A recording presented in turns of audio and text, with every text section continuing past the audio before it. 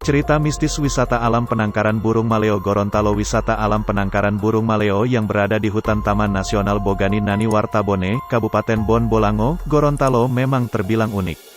Selain masih asri, para pelancong juga bisa melihat langsung burung maleo endemik Sulawesi lebih dekat.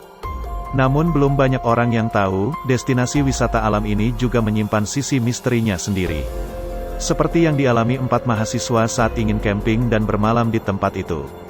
Keempat mahasiswa itu mengaku, saat berada di tempat tersebut mereka merasakan banyak kejadian mistis. Kejadian itu terjadi saat sore hari dan berlanjut terus-menerus hingga malam hari. Alat camping yang tiba-tiba berpindah tempat hingga sentuhan tubuh mereka alami. Satu tas teman saya tiba-tiba berpindah dengan sendirinya sejauh 10 meter dari lokasi kami sebelumnya, tutur Kasman, salah satu mahasiswa tersebut.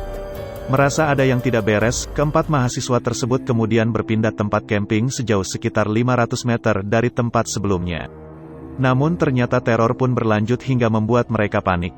Setelah kami berpindah tempat dengan jarak yang lumayan jauh, ternyata teror penghuni tempat itu berlanjut di tengah malam, sebagian bahan makan seperti garam dan mie instan kami tiba-tiba hilang misterius, kata Kasman. Tak hanya itu, bahkan saat kami tidur, ada seperti makhluk yang tiba-tiba masuk tenda dan menyentuh tubuh kami kaget dan panik. Entah apa yang terjadi, teror tersebut tetap dilakukan makhluk itu seperti bersuara-suara aneh, hingga akhirnya kami putuskan untuk turun, lanjut Kasman. Malam harinya, keempat mahasiswa itu kemudian memutuskan untuk keluar dari tempat tersebut dan mengurungkan niat untuk bermalam. Selama perjalanan keempatnya masih terus mendapat teror. Beruntung mereka sampai di permukiman warga, dan memutuskan bermalam di salah satu rumah warga.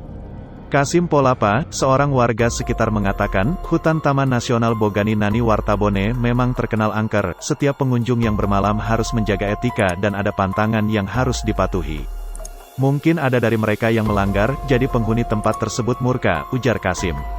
Menurut Kasim, dulu di tempat penangkaran tersebut terdapat gubuk yang menjadi tempat persinggahan mayat jika ingin dimakamkan di kampung sebelah. Mayat tersebut terpaksa disinggahkan karena jarak yang jauh dan medan yang berat jika dilalui pada malam hari. Lokasi kampung sebelah cukup jauh, jadi tempat itu merupakan tempat peristirahatan mayat. Mungkin itu salah satu faktor tempat itu angker, kata Kasim.